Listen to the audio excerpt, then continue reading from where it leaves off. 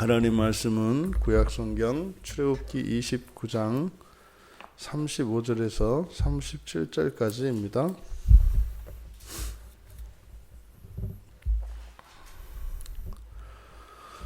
우리 같이 한 목소리로 함께 읽겠습니다. 너는 내가 네게 한 모든 명령대로 아론과 그의 아들들에게 그같이 하여 이레 동안 위임식을 행하되 매일 수송아지 하나로 속죄하기 위하여 속죄제를 드리며 또 제단을 위하여 속죄하여 깨끗하게 하고 그것에 기름을 부어 거룩하게 하라. 너는 이레 동안 제단을 위하여 속죄하여 거룩하게 하라.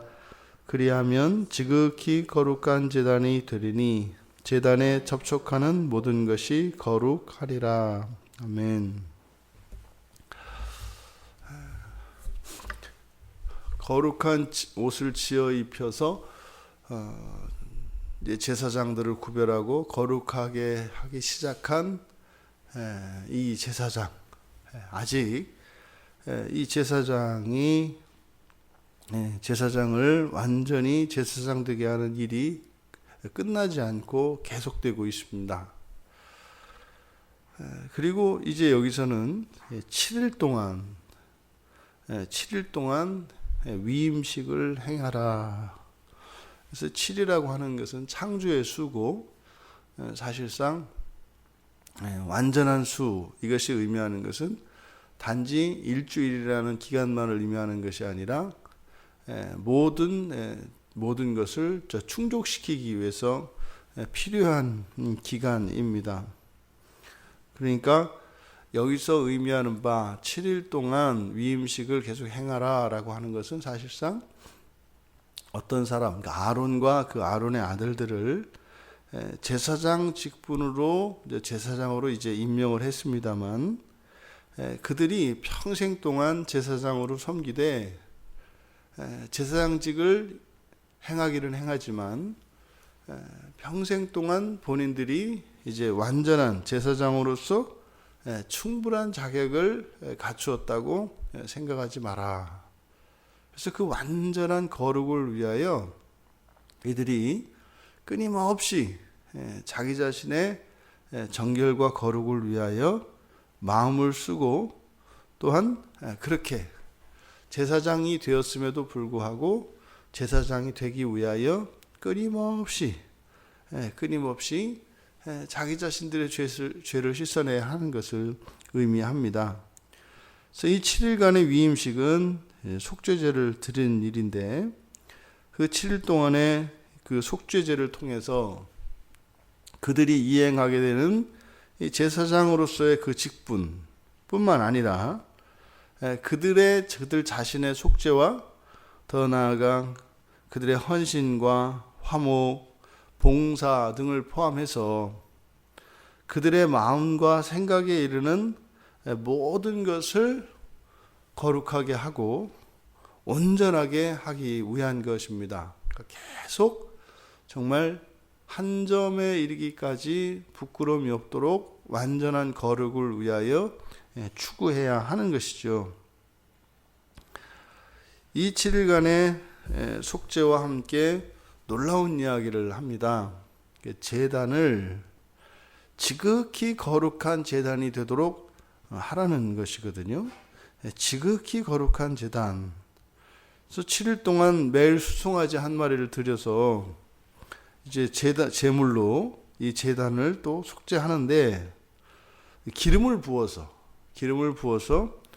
거룩하게 합니다. 그러니까 이 제단의 속죄라고 하는 것은 속죄와 기름을 부어서 거룩하게 하는 2단계를 통해서 지극히 거룩한 제단이 됩니다. 그런데 이 지극히 거룩하다라고 하는 이 표현은 하나님께 쓰는 표현입니다. 이게 이제 신약에 와서는 지극히 높다 이렇게 이야기를 하죠. 지극히 거룩한, 신약에서는 지극히 높으신. 그래서 이 지극히라고 하는 이 최상급 표현은 하나님에게 사용되어지는 그런 수식어입니다. 그런데 여기서 이미 구약에서 장차 그리스도께서 오셔서 행하실 그 거룩한 사역이 드러납니다. 우리가 일반적으로 이해하고 있던 흔히 우리가 경륜에 대한 이해, 그래서 보통 이경륜 이렇게 이야기한단 말이죠. 이경륜과 삼경륜 이렇게 이야기할 때 이경륜은 구약의 유대인들을 다스리시는 하나님의 통치 원리, 이것을 제2경륜이라고 한다면 예수 그리스도 이후를 살아가는 오늘날 우리들을 포함해서 말이죠. 이때 하나님께서 하나님의 백성을 다스리는 그 경영 원리를 제3경륜이라고 이야기를 합니다. 이경륜과 삼경륜의 차이는 이 정결의 문제예요. 이경륜에서는 부정이 정결을 오염시킵니다. 부정한 사람이 정결한 사람을 만지면 그 부정한 사람의 부정이 타고 들어와서 정결을 더럽힙니다. 그래서 부정한 사람이 있으면 진 밖에서 내쫓는단 말이죠. 그리고 그 부정이 씻겨지고 정결해질 때까지 기다렸다가 정결해지면 공동체 안으로 들어오는 겁니다. 그러니까 삼경륜은 이제 반대입니다. 정결이 부정과 접촉을 하면 정결이 부정을 정결하게 합니다. 그러니까 죄인들이 예수님을 만졌을 때 바리새인이나 대제사장이나 이런 서기관들이 예수님을 폄하하고 예수님을 공격하는 것은 바로 더럽혀졌기 때문입니다. 천하고 죄인들, 더러운 사람들과 함께 접촉을 하고 함께 식사를 하고 하는 이런 행동들은 본인의 정결을 깨는 행동입니다. 이경륜의 관점에서 보면. 그러니까 메시아가 될 수 없는 거죠. 근데 그들은 제3경륜을 몰랐던 거죠. 예수님은 오히려 부정한 자들을 찾아가십니다. 그 이유는 예수님이 거룩하지 않기 때문이 아니라 지극히 거룩하시기 때문에 오히려 예수님의 지극한 거룩함이 그들의 불결을 씻어 정결케 하기 때문이죠. 근데 이것이 구약 안에 나타나고 있습니다. 그게 바로 뭐예요? 여기서 이야기하는 지극히 거룩한 제단입니다. 이 지극히 거룩한 제단은 제단에 접촉하는 모든 것이 거룩하게 됩니다. 그러니까요, 부정이 침범하지 못하는 지극한 거룩함이 있어요. 이게 바로 이제 하나님이신 거죠. 그러니까 이 제단을 지극히 거룩하라 하게 하라라고 하는 이 말씀은 지극히 거룩하신 하나님께서 이 땅에 임하실 것에 대한 예고인 것이죠. 그러니까 이것은 장차 이 땅에 임하실 바로 예수 그리스도를 예표하는 것입니다. 예수님의 출생에 대한 천사의 이런 예언, 이것을 이제 수태고지라고 하는데 누가복음 1장 31절과 32절에 보면 천사가 마리아에게 나타나서 이야기를 합니다. 보라, 내가 잉태하여 아들을 낳을 것이니 그 이름을 예수라 하라. 그가 큰 자가 되고 지극히 높으신 이의 아들이라 일컬어질 것이다. 그러니까 지극히 높으신 이, 이것이 하나님을 의미하는 거죠. 그래서 지극히 거룩하다, 지극히 높다. 이것은 하나님을 지칭하는 수식어입니다. 성령께서도 누가복음 1장 35절에 보면 내가 어떻게 남자를 알지 못하는데 어떻게 내가 아이를 갖겠습니까? 그랬을 때 지극히 높으신 이의 능력이 너를 덮을 것, 이렇게 얘기합니다. 지극히 거룩하신 이는 하나님이고 지극히 거룩하신 이의 능력은 성령을 의미합니다. 그러니까 성부, 성자, 성령 삼위일체 하나님을 지칭하는 그 수식어가 지극히라고 하는 말이에요. 근데 그 지극히 높으신 이의 아들이신 예수, 그분이 장차 이 땅에 오시면, 하나님이 임하시면 이 세상의 불결이 침범하지 못하는 정도가 아니라 그 지극히 거룩하신 그분의 몸에 접촉만 하면 부정이 씻겨요.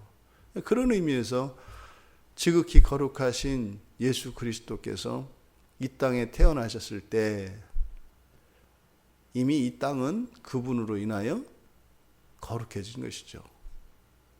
이것이 예수 그리스도의 오신 사건입니다. 십자가에서 죽으신 이유는 뭘까요?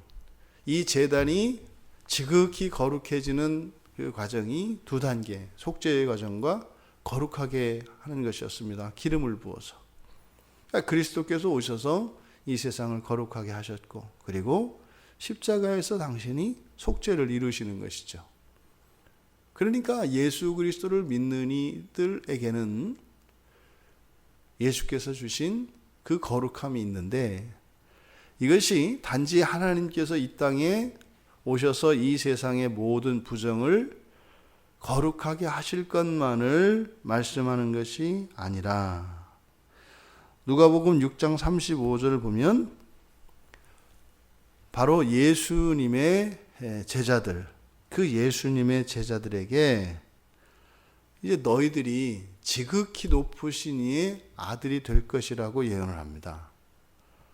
그러니까 하나님이 이 세상에 오실 것과 또 이 땅에 있는 자들 가운데 지극하게 거룩하게 될 하나님의 자녀들이 될 것이라고 하는 이 예언. 근데 그 약속이 제자들이 지극히 거룩하게 될 것이라는 약속과 함께 주어진 명령이 원수를 사랑하고 선대하고 아무것도 바라지 말고 꾸어주라는 명령이었습니다. 그러니까 원수를 사랑하기까지 그렇게 제자들에게 이 명령이 이행되어진다면 너희들이 지극히 거룩하게 될 것이다. 여러분을 구원하신 그 하나님의 뜻은 장차 하나님께서 이 땅에 오셔서 당신이 제물이 되어주시고 이 세상에 거룩하게 하실 것, 재창조죠. 완전히 새롭게 이 세상을 창조하시고 더 나아가 그 가운데 있는 사람들을 예수님을 따라 지극히 거룩하게 하실 것이라고 하는 이 놀라운 하나님의 그 섭리와 뜻이 지극히 거룩한 제단을 통해서 이미 구약 안에 나타내고 있었습니다. 여러분들이 예수를 믿는 순간 말이죠. 그리고 예수님의 말씀을 좇아 원수를 사랑하기까지, 원수를 사랑하려면 먼저 우리가 변해야 될 것이고요. 우리의 내면과 우리의 삶의 모든 것이 성령의 은혜로 거룩함을 입어야 합니다. 그랬을 때 이 세상을 구원하시고자 하시는 하나님의 뜻이 우리들의 오늘 하루의 삶을, 매일매일의 삶을 통해서 나타나는 것이지요. 부정한 이 세상에 이 세상을 거룩하게 하기 위하여 부름을 받았고 택함을 받은 것이 우리 그리스도인들입니다. 그러니 우리는 세상 속에서 살아갑니다. 세상의 부정을 거룩하게 하기 위해서 우리가 부르심을 받은 것이기 때문에요. 우리의 삶도 그렇게 예수님과 같이 세상 속으로 들어가는 것입니다. 우리 주변에 있는 불결들이 우리가 그것을 떠나야 되는 이유가 되는 것이 아니라 우리가 바로 그곳에 있어야 하는 이유가 되는 것이죠. 오늘 우리들 한 사람 한 사람이 살아가며 이루어지는 모든 만남과 이런 섬김과 삶을 통해 이 세상이 더욱 거룩하게 될 줄 믿습니다. 근데 거룩하게 되는 그 일에는 분명한 수고와 헌신과 아픔이 있습니다. 결단코 편안한 일이 아닙니다. 하다못해 우리가 입던 옷을 깨끗하게 빨아 입으려고 해도 거기에는 헌신과 수고가 들어가고 아픔이 있지 않습니까? 하물며 우리와 함께 살아가는 사람들의 이런 불결들을 씻어내고 거룩하게 하고 이 세상을 거룩하게 하는 그 일이 결코 쉽지 않습니다. 그러니 우리는 은혜에 매이지 않을 수가 없는 것이에요. 하나님 은혜 없이 살아간다고 하는 것은 우리들의 사명이 무엇인지 모르고 우리들의 인생의 그 목적이 무엇인지를 모르기 때문에 하는 말입니다. 오늘 하루 이 세상을 거룩하게 하시기 위하여 부름을 받은 지극히 거룩한 그리스도인들로서 그렇게 하나님의 은혜를 사모하며 살아갈 때 그것이 세상을 위하여 우리가 희생하는 것이 아니라 그 거룩한 사명 때문에 우리들에게 또한 필요한 은혜들이 공급될 줄 믿습니다. 그 은혜로 우리가 먼저 유익을 누리죠. 또 그 우리에게 주신 은혜의 유익이 단지 우리들 개인에게 멈추는 것이 아니라 이 세상을 거룩하게 하는 하나님의 은혜로 빛이 되어 나타나는 것입니다.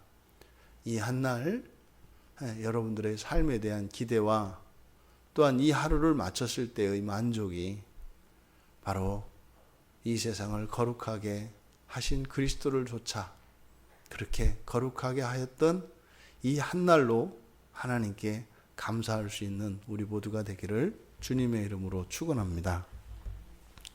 존귀하신 하나님, 제단을 지극히 거룩하게 하여 부정이 접촉하면 거룩하게 하시는 하나님의 이 놀라운 은혜의 섭리가 장차 그리스도 예수께서 이 땅에 오시고 이 세상을 새롭게 창조하시며 또 주님의 뒤를 이어 주를 믿는 주의 제자들을 통하여 이 세상을 거룩하게 하실 놀라운 구원의 계획을 드러내신 것임을 저희들이 깨닫게 되었습니다.